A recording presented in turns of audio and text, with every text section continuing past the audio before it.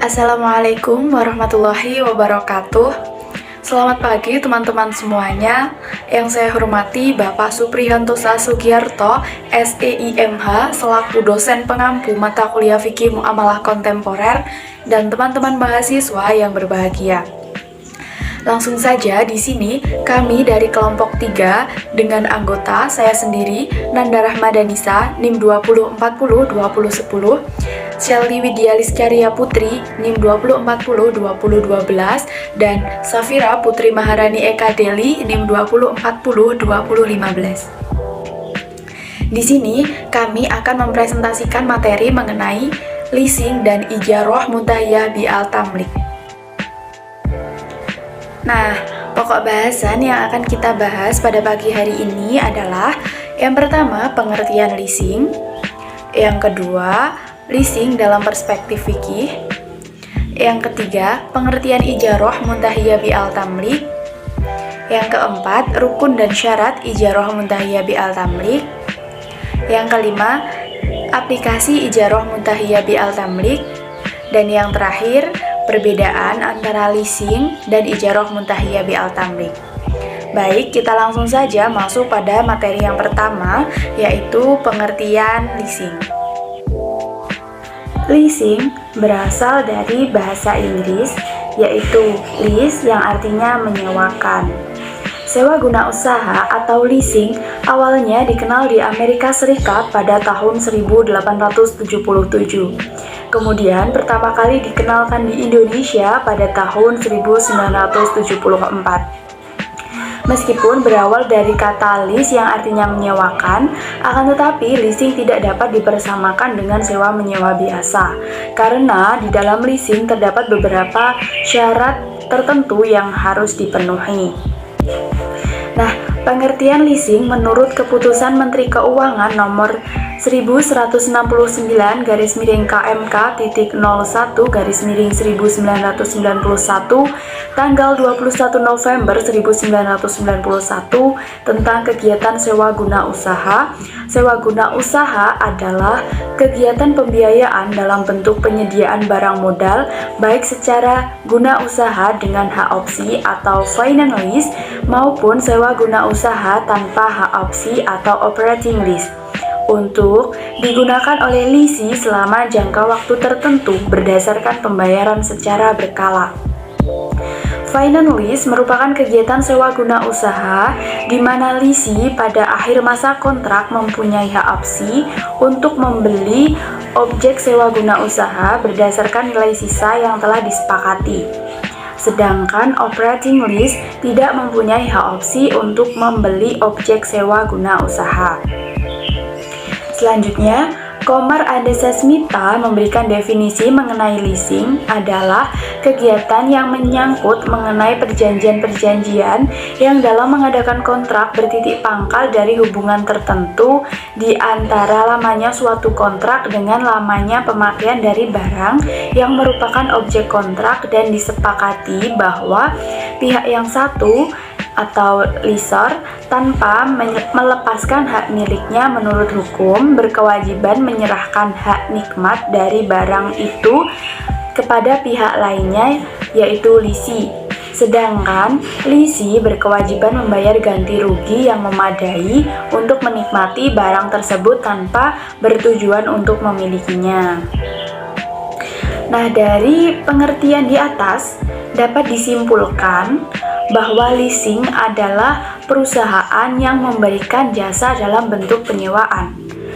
Penyewaan barang modal atau alat produksi dalam jangka waktu menengah atau jangka panjang di mana pihak penyewa atau lisi harus membayar uang secara berkala yang terdiri dari nilai penyusutan suatu objek leasing ditambah bunga, biaya-biaya lain, serta profit yang diharapkan oleh lessor. Selanjutnya yaitu leasing dalam perspektif fikih. Kegiatan leasing dibagi menjadi dua kategori secara umum seperti yang telah dijelaskan dalam pengertian sewa guna usaha atau leasing pada Keputusan Menteri Keuangan, yaitu operating lease dan financial lease.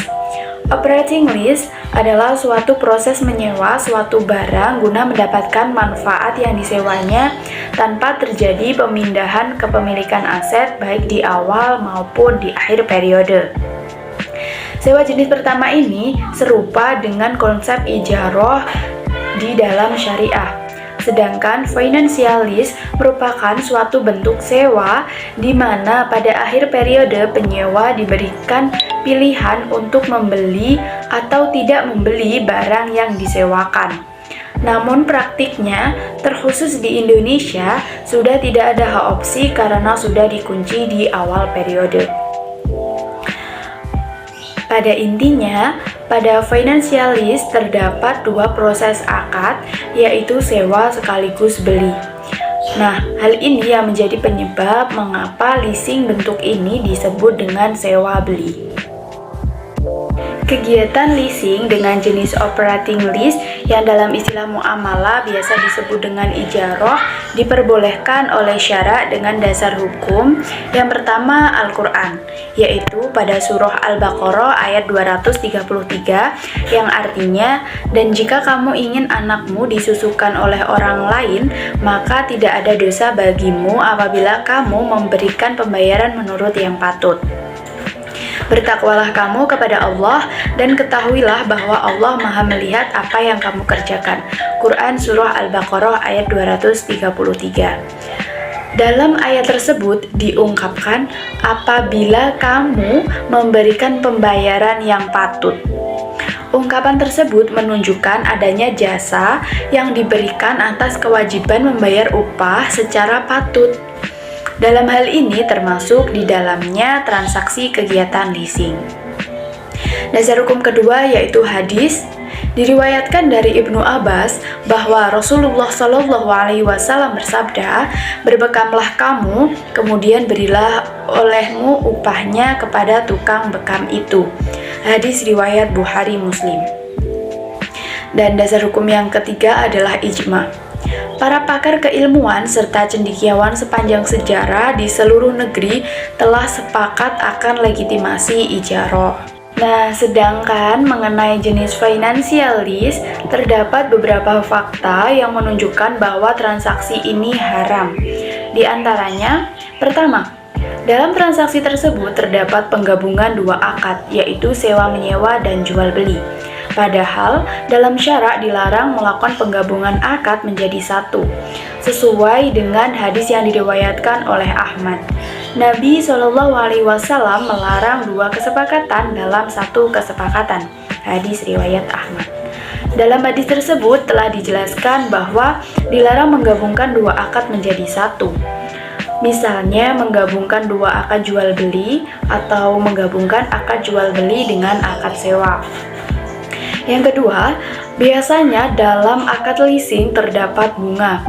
Harga sewa yang dibayar per bulan oleh lisi bisa jadi tetap tanpa bunga, namun bisa juga harga sewanya berubah-ubah sesuai dengan suku bunga pinjaman. Maka leasing dengan kegiatan tersebut hukumnya haram karena dalam Islam bunga termasuk riba. Dan yang terakhir, dalam akad leasing terjadi akad jaminan yang tidak sah. Mengapa? Karena di dalamnya menjaminkan barang yang menjadi objek jual beli. Imam Ibnu Hajar Al-Haytami mengatakan bahwa tidak boleh jual beli dengan cara menjaminkan barang yang dibeli. Sedangkan Ibnu Hazm mengatakan tidak boleh menjual suatu barang dengan syarat menjadikan barang itu sebagai jaminan atas harganya. Apabila jual beli ini sudah terlanjur, maka haruslah dibatalkan. Dijelaskan juga dalam hadis, tidak halal salaf dan jual beli, tidak halal dua syarat dalam satu jual beli, tidak halal keuntungan selama barang belum di dalam tanggungan, dan tidak halal menjual apa yang bukan milikmu. Hadis riwayat An-Nasa'i, At-Tirmizi, dan Ad-Daruqutni. Nah, jadi kesimpulannya, berdasarkan 3 alasan yang telah saya paparkan tadi, dapat disimpulkan bahwa kegiatan leasing dengan jenis financial lease diharamkan menurut perspektif hukum Islam. Pengertian ijarah muntahiyah bil-tamlik. Ijarah muntahiyah bil-tamlik memiliki susunan kata yang terdiri dari at-tajir atau al-ijarah, sewa, dan al-tamlik, kepemilikan. At-tajir menurut bahasa diambil dari kata al-ajr, yaitu imbalan atas sebuah pekerjaan dan juga dimaksudkan dengan pahala. Adapun al-ijarah adalah nama untuk upah, yaitu suatu yang diberikan berupa upah terhadap pekerjaan. Sedangkan al-ijarah dalam istilah para ulama ialah suatu akad yang mendatangkan manfaat yang jelas lagi mubah berupa suatu zat yang ditentukan ataupun yang disifati dalam sebuah tanggungan atau akad terhadap pekerjaan yang jelas dengan imbalan yang jelas serta tempo waktu yang jelas. Sedangkan al-tamlik secara bahasa yaitu menjadikan orang lain memiliki sesuatu, dan at-tamlik bisa berupa kepemilikan terhadap benda. Kepemilikan terhadap manfaat bisa dengan diganti atau tidak. Jika kepemilikan terhadap suatu terjadi dengan adanya ganti, maka adalah jual beli. Jika kepemilikan terhadap suatu manfaat dengan adanya ganti, maka disebut persewaan. Adapun menurut Habsyi Ramli, ijarah muntahiyah bil-tamlik adalah akad sewa menyewa antara pemilik objek sewa dan menyewa untuk mendapatkan imbalan atas objek sewa yang disewakannya, dengan opsi perpindahan hak milik objek sewa pada saat tertentu sesuai dengan akad sewa. Rukun ijarah muntahiyah bil-tamlik. Yang pertama, penyewa atau mustajir atau dikenal dengan lessor, yaitu pihak yang menyewa objek sewa. Dalam perbankan, penyewa adalah nasabah. Yang kedua, pemilik barang atau muajir atau dikenal dengan lessor, yaitu pemilik barang yang digunakan sebagai objek sewa. Yang ketiga, barang atau objek sewa atau makjur adalah barang yang disewakan. Yang keempat, harga sewa atau manfaat sewa atau ujrah adalah manfaat atau imbalan yang diterima oleh muajir. Yang kelima, ijab qabul adalah serah terima barang. Syarat ijarah muntahiyah bil-tamlik. Yang pertama, kerelaan dari pihak yang melaksanakan akad. Yang kedua, makjur memiliki manfaat dan manfaatnya dibenarkan dalam Islam, dapat dinilai atau diperhitungkan, dan manfaat atas transaksi ijarah muntahiyah bil-tamlik harus diberikan oleh lessor kepada lessor. Baik, untuk materi selanjutnya yaitu mengenai aplikasi ijarah muntahiyah bil-tamlik. Dalam memenuhi kebutuhan masyarakat, perbankan syariah menawarkan salah satu produk pembiayaan yang dapat melayani kebutuhan nasabah dengan menggunakan akad ijarah muntahiyah bil-tamlik, yaitu produk dengan akad ijarah atau sewa dengan opsi perpindahan hak milik. Akad ijarah muntahiyah bil-tamlik adalah akad sewa menyewa antara bank syariah dengan nasabah, di mana nasabah akan memperoleh manfaat dari objek ijarah muntahiyah bil-tamlik, dan nasabah memiliki kewajiban untuk membayar sewa atas manfaat tersebut secara mengangsur setiap bulan selama jangka waktu tertentu, dengan kesepakatan bahwa nilai sewa tersebut akan berubah atau akan direview kembali sebagaimana kesepakatan sebelumnya. Pada umumnya, bank syariah lebih banyak menggunakan ijarah muntahiyah bil-tamlik karena lebih mudah dalam pembukuannya.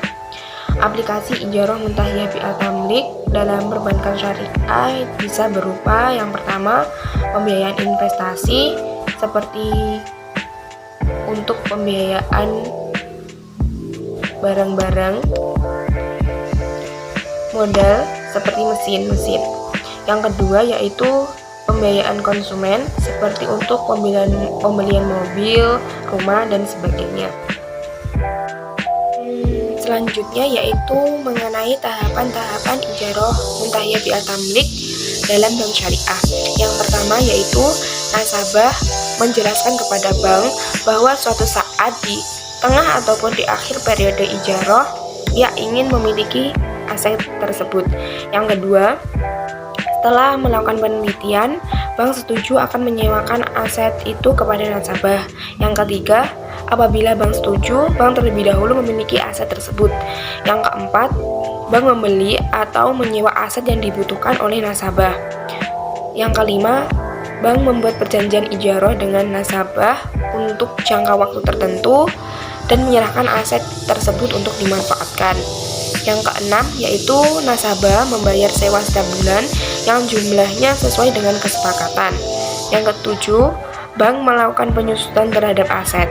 Biaya penyusutan dibebankan kepada laporan laba ataupun rugi. Yang kedelapan, di tengah ataupun di akhir masa sewa, bank dan nasabah dapat melakukan perpindahan kepemilikan aset tersebut secara jual beli cicilan. Dan yang terakhir, jika perpindahan kepemilikan di akhir masa sewa, akadnya dilakukan secara hibah. Untuk materi yang terakhir yaitu mengenai perbedaan leasing dari ijarah muntahiyah bi'al tamlik. Walaupun secara konsep ijarah muntahiyah bi'al tamlik sama dengan leasing atau sewa beli, namun terdapat perbedaan dalam peralihan hak pada masa akhir sewanya. Dalam perjanjian sewa beli ataupun leasing, pada akhir masa sewa terdapat suatu nilai tebus tertentu yang memberikan opsi pada penyewa untuk menebus kepemilikan atas barang yang disewa dengan mekanisme jual beli. Sedangkan dalam ijarah muntahiyah bi'al tamlik, peralihan digunakan dengan akad hibah. Dari aspek perpindahan kepemilikan, dalam leasing dikenal dua jenis. Yang pertama yaitu operating lease dan yang kedua financial lease. Dalam operating lease tidak terjadi perpindahan kepemilikan aset baik di awal maupun di akhir periode sewa. Dalam hal ini, operating lease sama seperti ijarah. Ijarah merupakan akad yang mengatur pemanfaatan hak guna tanpa terjadi perpindahan kepemilikan. Dalam financial lease, di akhir periode sewa, si penyewa diberikan pilihan untuk membeli atau tidak membeli barang yang disewakan. Namun pada prakteknya dalam financial lease sudah tidak ada opsi lagi untuk membeli atau tidak membeli karena pilihan itu sudah ditentukan di awal periode. Berikut ini adalah perbedaan ijarah muntahiyah bi'al tamlik dengan leasing. Dalam ijarah muntahiyah bi'al tamlik, aset selama masa sewa adalah milik bank atau mujir. Sedangkan dalam leasing, aset leasing dicatatkan atas nama nasabah. Perbedaan yang kedua yaitu dalam ijarah muntahiyah bi'al tamlik, perjanjian menggunakan akad ijarah dan wa'ad untuk jual beli atau hibah yang akan ditandatangani setelah ijarah berakhir jika nasabah menghendaki. Sedangkan dalam leasing, sewa dan jual beli menjadi satu kesatuan dalam perjanjian. Perbedaan yang terakhir dalam ijarah muntahiyah bi'al tamlik dan leasing yaitu perpindahan kepemilikan menggunakan jual beli dan hibah. Perpindahan kepemilikan dilaksanakan setelah masa ijarah selesai. Sedangkan dalam leasing, perpindahan kepemilikan menggunakan jual beli. Perpindahan kepemilikan diakui setelah seluruh pembayaran sewa selesai dilakukan. Mungkin cukup sekian yang bisa kelompok kami sampaikan. Mohon maaf jika masih banyak kurangnya. Akhirul kalam, wallahul muwaffiq ila aqwamit thoriq. Wassalamualaikum warahmatullahi wabarakatuh.